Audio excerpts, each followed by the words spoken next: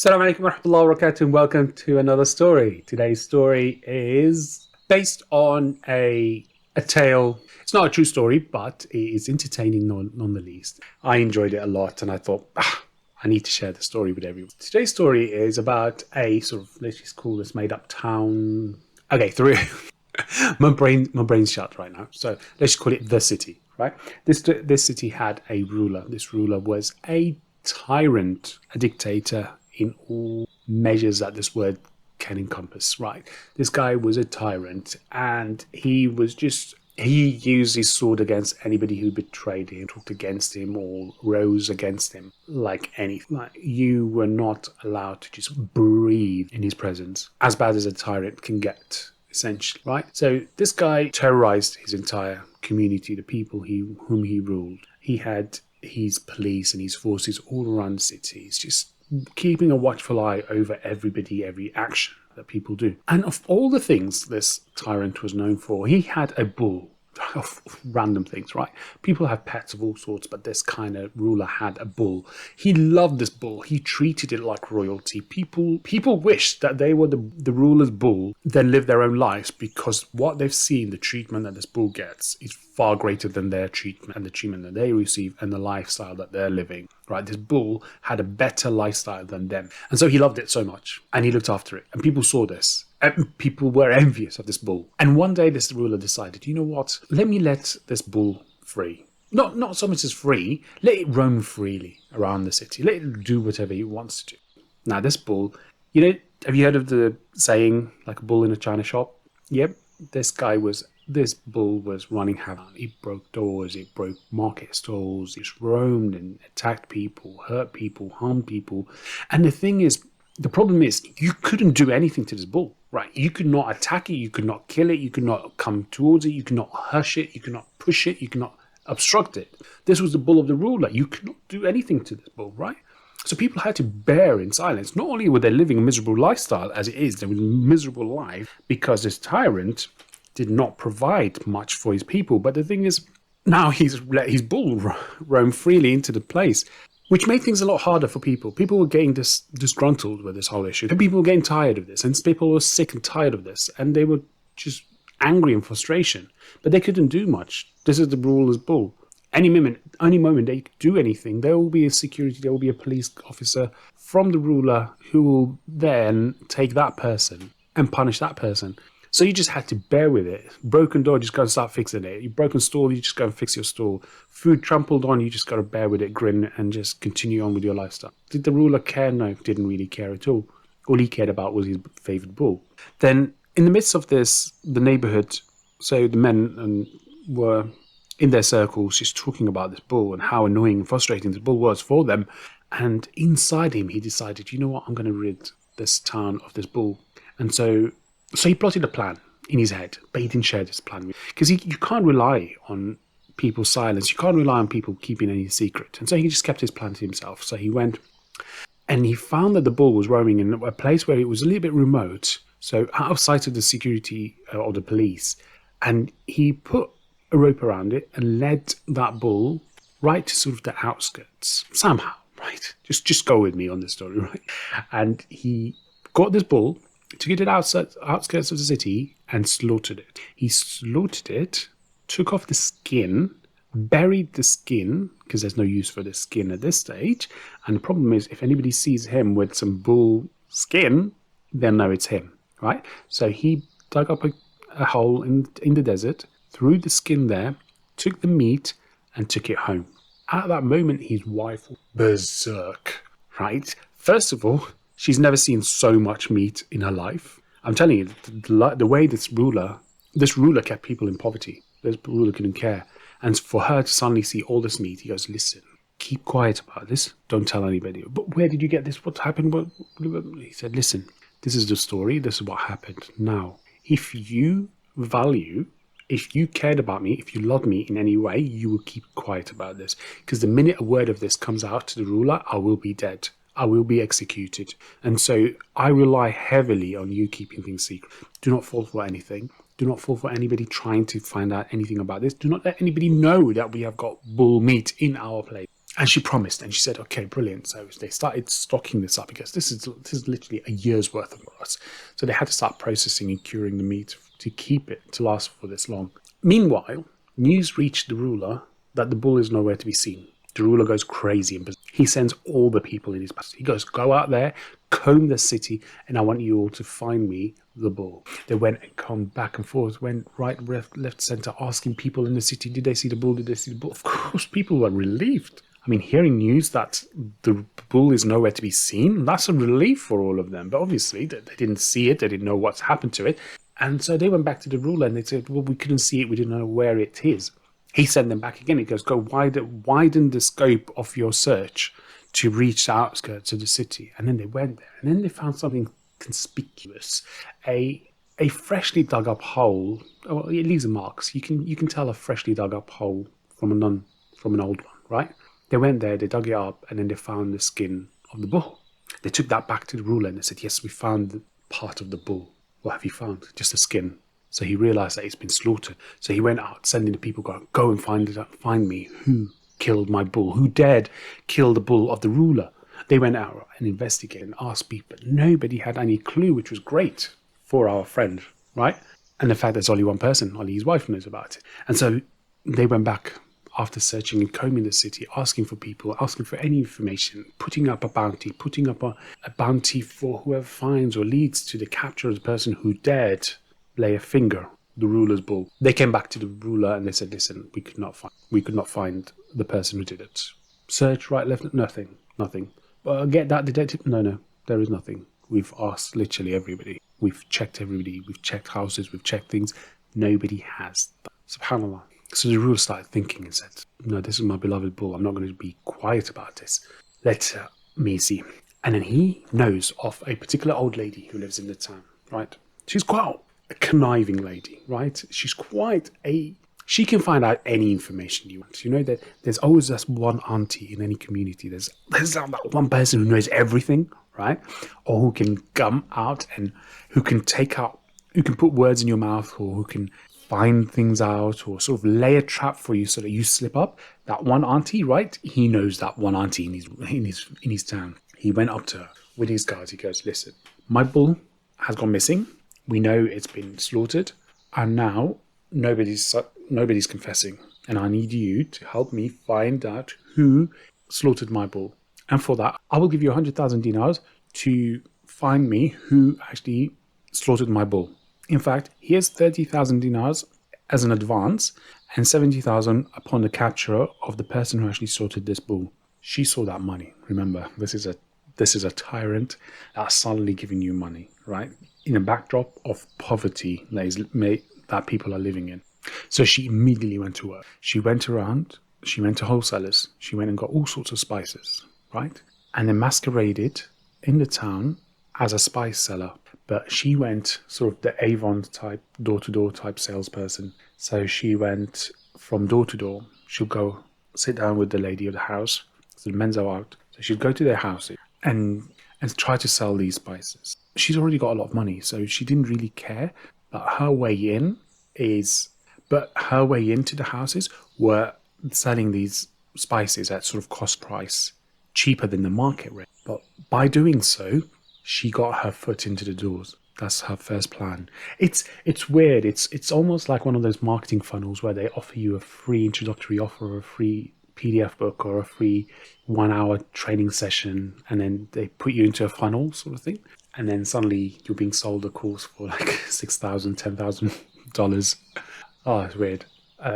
What a weird concept that's just lived on. Anyways, right. So I digress. So she'll go into people's houses and then start selling these spices at dirt cheap prices. In fact, just like at wholesale prices. It didn't really matter for her the money. She had 70,000 dinars at the back end of this. So that was her price. So she didn't care about selling or making money from the spices. But that was her way of entering people's houses. When she was in people's houses, she was trying to suss out any slip-ups from the wives, right? So what she did was, she'll try this herb, this is good with this is good with that. And then here's a free sampler, here's a free this, here's this, try this. And like, this was marketing money basically for her. Well, her prize was trying to find out who actually slaughtered the bull. And what she did was she created a story. And then during her pitch to the mothers or to the ladies in the house, she would start sobbing. And then she'd come up with a story. Well, she came up with a story that she has got a daughter in the other town. Her name is Amal. Amal is sick with a disease. She's got a condition that will only be cured by eating bull's meat, right? It can't be camel's meat, it can't be sheep's, it can't be goat's meat. It's got to be bull's meat, and that will cure her. Where can she get her hand on bull's meat? You know, for when out of context, you'd be quite shocked with this request, and you wouldn't think. But now you know the story, you can see where she's getting to. And, you know, one person after another, you know, the situation is quite dire in the city, and it's very hard to find to get your hand on meat generally, yet alone a bull's meat, right? And coming from somebody talking to you out of context, you wouldn't actually link it to the ruler's bull. So innocently, people go, oh, no, I don't know. I mean, generally, nobody knows anything, right? So they're like, we don't know. We don't have that sort of bull's meat, and we don't know how to source it. Oh, where can I source it? Where can I get it? Nobody was able to give her. And everybody's going, try next door neighbor, try this neighbor, try that neighbor. Being kind, because this lady just showed some kindness to this lady. And so she'll go from one house to another, giving the same sob story, and they're all responding with the same thing. Nobody knows anything about bull's meat. And then what happened is that eventually she got into the house of our friend's story. Now, the man's not in the house. She sits down, she goes through her pitch, she starts giving out her free samples, starts giving out free herbs, and then goes into her pitch and starts doing her stop story. Now, this is an elderly lady already. She's already a vulnerable lady, so anybody will feel sorry for her. Then she's sobbing. That's another thing. Then she's got a sort of a backdrop story. Oh my God, it's so uncanny. Like all these marketing things where they give you a backdrop story about some life, right? It's just weird. The more I talk about this, the more I realize this is like a little marketing. Anyways, so she goes into a story about somebody, a relative who's not well, right? So getting your emotions invoked and getting that sympathy from the lady was very easy for her. And then what she did was she goes into the picture and she says that Amal, her daughter, needs bull's meat. Where can I get this bull's meat? Now you've already let your guard down, and this lady forgot anything. Now remember, this is out of context. She wouldn't actually link it to anything to do with the ruler. She didn't even see her. She doesn't know her. So there's no way for her to suspect anything or any foul play here. What she did was, don't you worry, I will sort you out with some bull's meat. Really now? You've got bull's meat? I'll sort you out. And then she goes and picks up some piece of bull's meat that she's got stored somewhere in her kitchen. Then comes out and here's a piece of bull's meat. Really? Oh, this is amazing, but I don't know if this is going to be enough. Where can I find this? Can you help me source this? I don't want to be coming to your house and then taking up I'm ready to pay for this. She goes, no, it's fine. You keep. We've got loads. And that was when the penny dropped. Now, the wife didn't realize, but as far as that lady concerned, she realized, jackpot, I found it. These are the people who've slaughtered the bull. There's no way, nobody has access to bull's meat except this particular family. So it must be here. She goes, okay, but like, where can I source this meat? Like, what butcher, who did you go to? He goes, no, I don't know. I really don't. Like, but where did you get this? I don't know. My husband just suddenly come back home with some bull's meat. And we got loads, so don't worry. Are you sure? Yeah, not a problem. She walked out, 70,000 dinars, ka-ching dollar signs in her eye, ready. Just as soon as she walked out, our friend, the husband, walks in. And then they cross path at the door. He spots a lady, and then he spots something in her hand, and he goes, hi. Oh, assalamu alaikum. I don't know.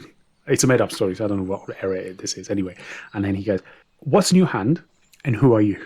You just entered you just came out from my hand. Oh no, I'm just a seller. I'm just and this is a little bit something to help my daughter be cured. He goes, what is it? I didn't know that we've got something that could help cure somebody. And he eventually sussed it out that it was bull's meat. And he looked at her, and something just went in. A shock went through his spine. He goes, whoa, bull's meat. My wife just gave you the smallest piece in the house. No. You're coming back in, and I'm going to give you a bigger piece. And she was very reluctant. No, it's fine. I'm fine. I think this is more than enough. I won't need any more. No. You are coming in. He forced her back in. He realized what had just happened. If you're under 18, close your ears. He just he slaughtered her. He killed her. And then he put her, you know the tandoor? It's, you know what they bake breads in? Like, you know, the tandoor or tandoor? Like he just went and burnt her body. He turned to his wife and the wife was in hysterics. She just witnessed the murder happen before her eyes. He turned back to her and he goes, she's a spy for the ruler. At what point were you going to realize at what point were you going to realize this? This would have been apparent when you see my head roll off the chopping board at the ruler. She was spying and she found out that we have the bull's meat. We killed the bull. And so he had to kill her. It was her or him, and he chose to kill her instead. He burned the body, no traces of her, got rid of all the evidence, bull meat back in his place, all safe. Now the ruler sat there waiting for news to come about who actually dared to touch the ruler's bull. No news of that. No news of that. No news of anybody that can help. No news of the old lady. And so you realized, you know, she's gone missing as well. But that got him even more suspicious and more scared and worried. Now we've got this sort of murderous scavenger in our midst. We've got this person who's just willy-nilly killing people and things are disappearing in my town. All of a sudden now, the guy started getting worried and really concerned. So he sat there amongst his people and he's with his ministers and advisors. He sat there and he goes, this is unacceptable. This is completely acceptable. I can't let this slip by. I've got a bull that was slaughtered and a missing old lady. This can't be happening in my town and under my watch. This is completely unacceptable and this can't be happening under my watch. I won't stand by this. Something has to happen. And then so one of the advisors started thinking and go, you know what, I've gotten an idea. If somebody dared to kill somebody under your watch, if somebody dared to slaughter your bull, surely this guy is quite brave enough to dare touch any of your properties. And so let's set up a trap. Let's put some gold coins just outside your palace. Nobody in their right mind would dare take any money outside your palace. They'll know that it is yours because it's outside your palace and nobody else has gold coins. And so they'll know that this is yours. And only the audacious person who dared come onto your property, who dared touch any of your property, would take that gold coin. And so what will happen is that we'll put all these gold coins just outside your palace and then we'll keep watch. Okay? The minute somebody bows down to pick up that gold coin, so we'll be at a particular height, so we'll see the minute somebody's head bows down to pick up that coin, there we've catch him. That person must have been the person who slaughtered the bull and or did something to the old lady. After much deliberation, the ruler was like, you know what, that's a brilliant idea, let's do it. And so they went and scattered a few pieces of gold around the palace, and then you had the guards just watching those gold coins, watching anybody who passes by it. At the same time, you got the people of the village or the town that were looking at these gold coins and they realized, you know what, this is a trap. They can smell this trap a mile off. They looked at the gold coins and they thought, you know what, they couldn't see the guards. The guards were well hidden and they're just waiting for somebody to go past it, pick up those coins and bam, they catch him. But the people of the town, they realized, you know what, this is not going to be any random person. This is going to be the king's one. And I'm sure he's going to come back and ask for his money back anyway. And he'll ask for it back with the sword. So let's not bother. So they're all just looking at their gold coin, pieces of coin that they can't touch in envy, but realize there's nothing much they can do about it. But our friend saw the trap and sort of figured out where the guards were stood. And then he said, you know what? It's a trap. I know it's a trap. Let me give them a taste of their medicine. Let me show them what I can do and my might in the face of their trivial pursuits to find the bull slaughterer. The effort that ruler went for just because of his bull.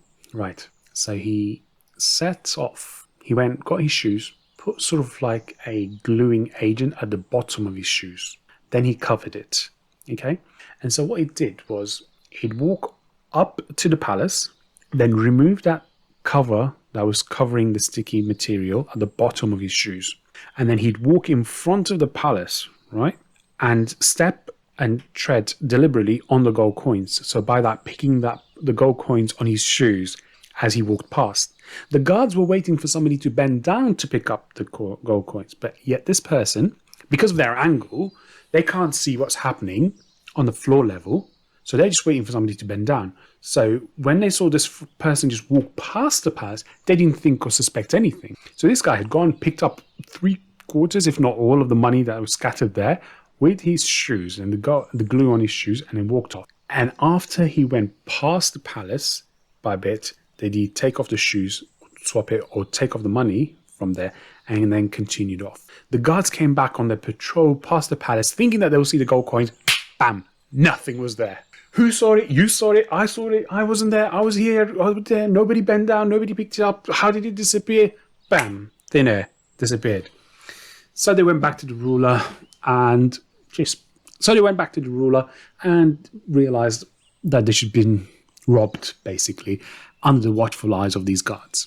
The ruler was upset and angry, and he was so frustrated and upset about what happened. And he was screaming and shouting, and who heard in the palace was his daughter. His daughter started thinking, what can I do to calm my father down? The best way to do it is to actually capture this guy myself. So she went back to her father and she goes, Daddy, I will catch this person. He goes, but how? I've sent the best of people out there to people. But I've sent an old lady. I've sent my guards. I've sent my detectives. I've sent all sorts of forces out there. I've set up all sorts of traps, but none of them have worked. This person is conniving and beyond any wit I have come up with so far. She goes, no, and that is a feminine touch, right? So I will go out. So what she said was, she will go out to the town. She will dress up in the best of her clothing, best of makeups, best of show. She'll go there and actually outshine any of the ladies. Other ladies will be covered up in the normal whatever cultural attire they have there, but she will stand out in a colourful attire, colourful makeup, all sorts of things, perfume just reaching out. She will stand out like a neon light. And everybody knows that she's the ruler's, and obviously she just the sight of her would know that she's the ruler's daughter. But even for those who don't know, they know that she'll be out of bounds. She doesn't fit the general cultural look of all the ladies in there. So they'll know that this is not a not to be touched person. So they'll know that this is the ruler's daughter. And her plan was, and only the person who would slaughter the ruler's bull, who would do something to an old lady, and who would steal the money of the ruler, would dare come and approach the ruler's daughter. And the person who approaches the ruler's daughter is, by sure, or 99%, the person who actually did all of that. The father loved it. The father loved the idea. Brilliant. But look after yourself. I don't want anybody telling you. And but she said, I don't want any guards to put that person off. And so he agreed, reluctantly. And so she were dressed up and she walked past. And people were looking and gazing at her, but they realized she's out of bounds. Nothing. Nobody approached her. Nobody came close to her. Nobody came. And she was walking aimlessly, trying to figure out who was a person who would come and dare. She tried to keep eye contact with people and try and lure people into her, but she didn't. Nobody did. They realized that gaze will cost them their lives. But our friend saw her and he was mesmerized by it. Did he fall for her charm? Possibly he did. But he waited until it was dark, sort of Maghrib time, around Maghrib time, it was getting dark. And faces are almost blurred at this stage. Darkness was there. And then he went and approached her. He started talking, striking a conversation.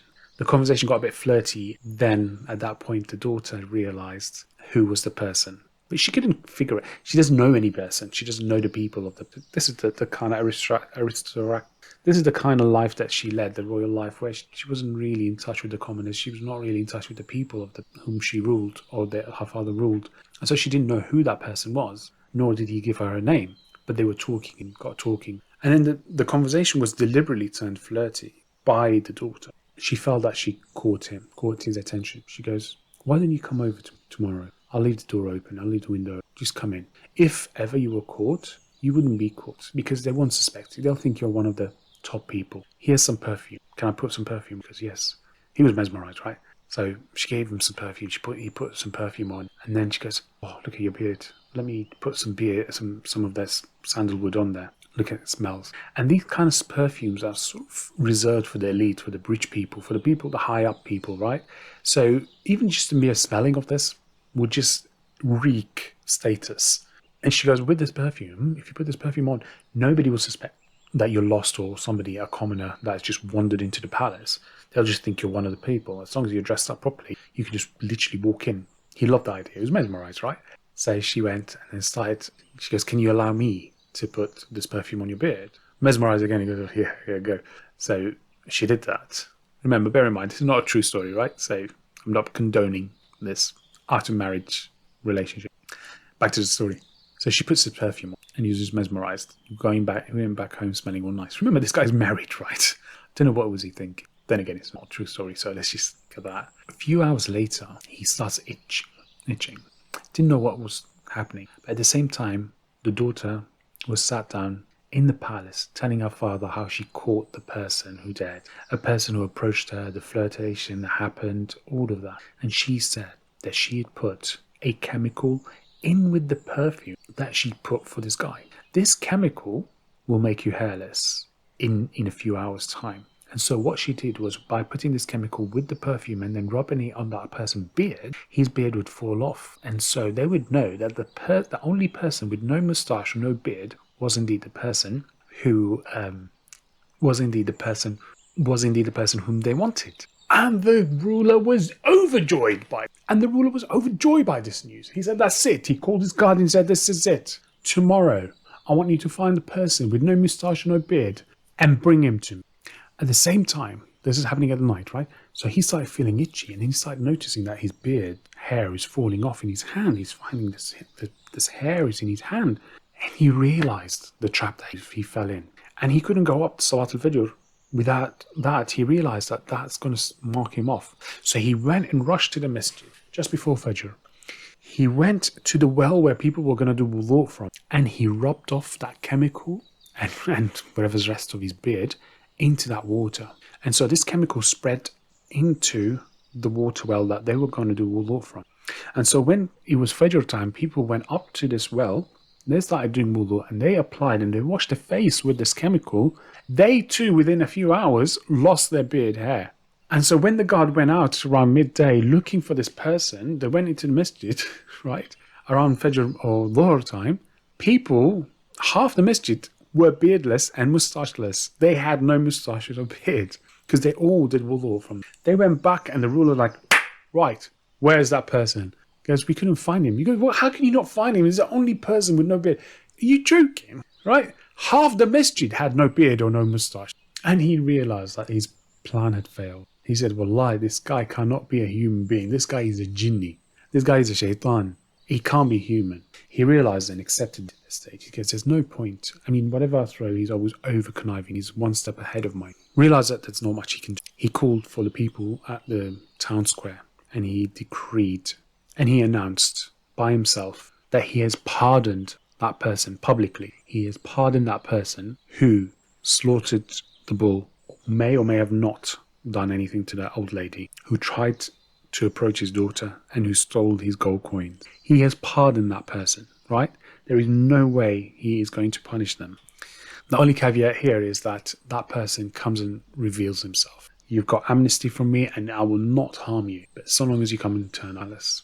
Nobody came up. Our friend was there in the congregation. He heard this and he goes, is this a trap? Is this not? Then he started thinking about it and he thought, you know what? What's the worst that can happen? Is he going to kill me? Yeah, so what? Nothing to lose.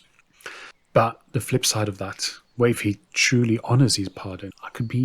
Something could be changed. Something could be different. I'm sure my life would change if he knows this and he knows how conniving I am. So later that day, he approaches the palace, enters the palace, goes to the majlis where the ruler sat down along with his advisors and people around him in his majlis space, and he's sitting. And the ruler goes, how can I help you? He goes, I'm here to hand myself over. The ruler looks at him, some puny man without a beard, thin, very weak. He goes, hand yourself for what? I'm the person you're looking for. I'm the person who slaughtered your bull. I'm the person who stole your gold. I'm the person who flirted with your daughter. I'm the person who killed that old lady. So she's dead. Yes, she's dead. I killed her. She was about to expose me to you. I had to kill her. He looks at me. He starts laughing. Everybody else starts laughing. I was like, how can you outwit all of us? My advisors are the best of the best and most wise people. Me, my wit, my daughter, an old lady, and you outwit us all. How can that be? Just get lost.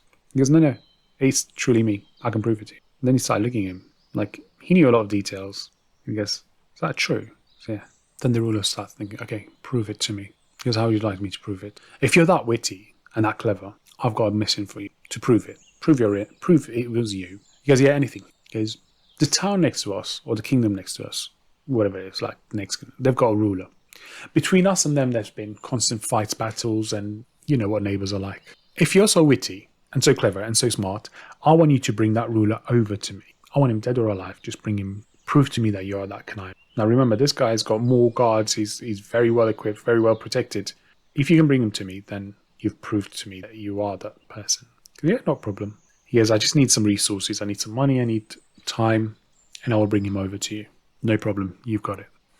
So he takes his resources, takes his time, and heads off to the other town. He sits there and starts listening, talking to this person, talking to that person, seeing the different businesses and discussing different things about the ruler, sort of luring or changing the conversation to the ruler. He just wants to know what this ruler's like, what kind of person he is, likes and dislikes.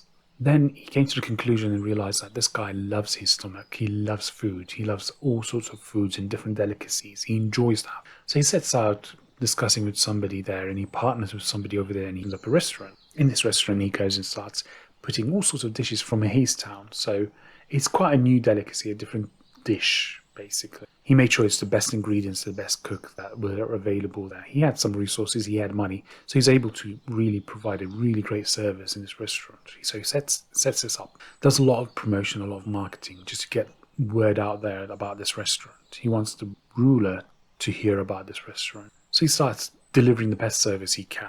Does an amazing job with his restaurant. He markets it well, and its reputation supersedes it. And within a month, the ruler is talking about this restaurant. He's heard of it, and he just wants to taste it. So he calls upon the chef, he calls upon our friend, and calls him over.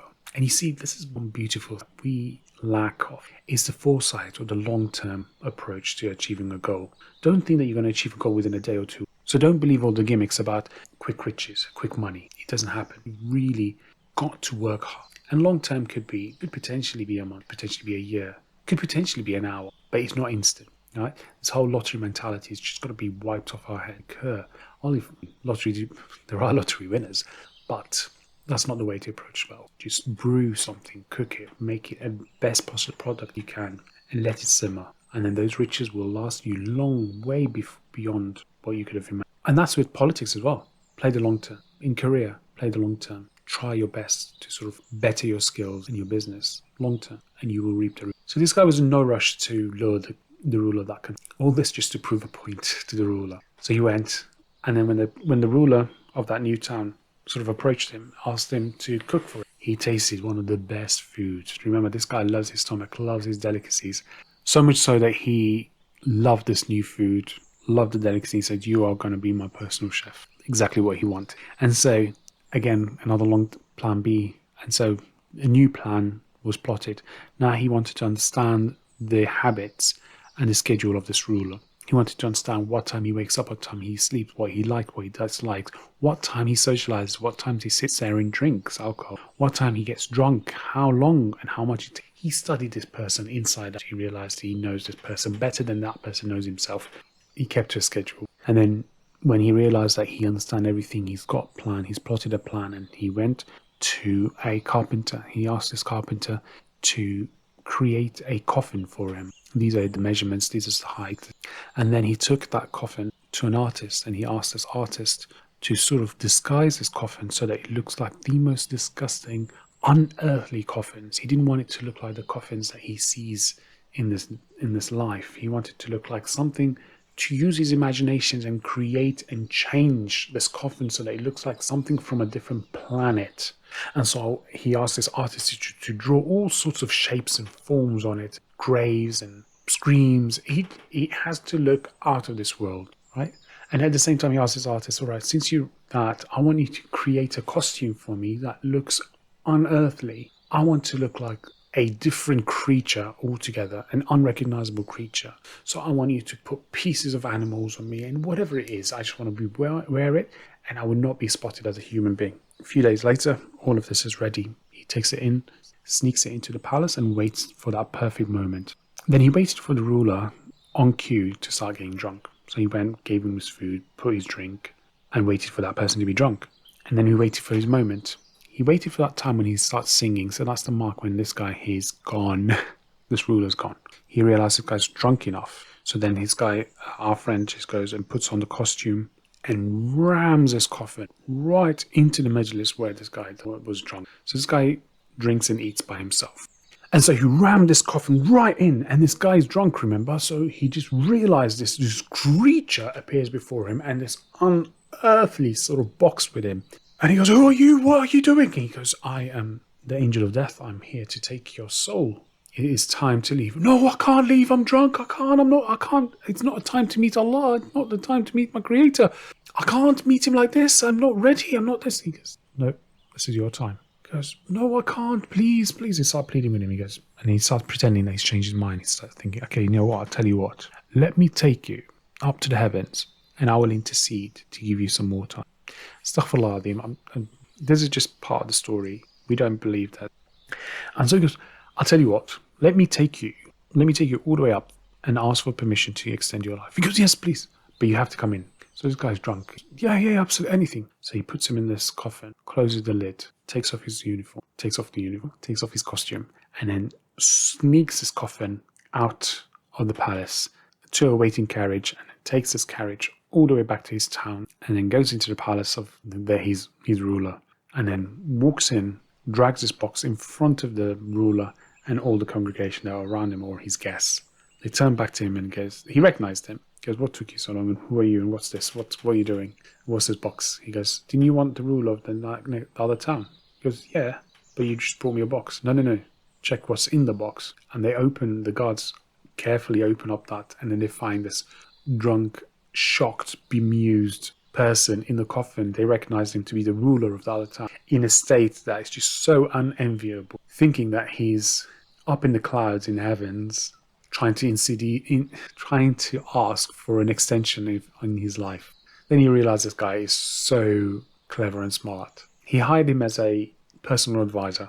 Then he turned and gave him his daughter in marriage. And he went and brought his first wife, now his second wife. They all live in the palace, living happily ever after. Do you think the story ended there? Well, yeah, it's actually. I hope you enjoyed the story. It's weird how there are so many lessons that you can take from this, despite it being unreal. However, I hope you find it at the very least entertaining, joyful, as I have enjoyed narrating it to you. If you've enjoyed it and liked it, do consider subscribing to this channel so you will get more. I hope to sort of deliver a mixture of different stories, realistic ones as well as non-realistic.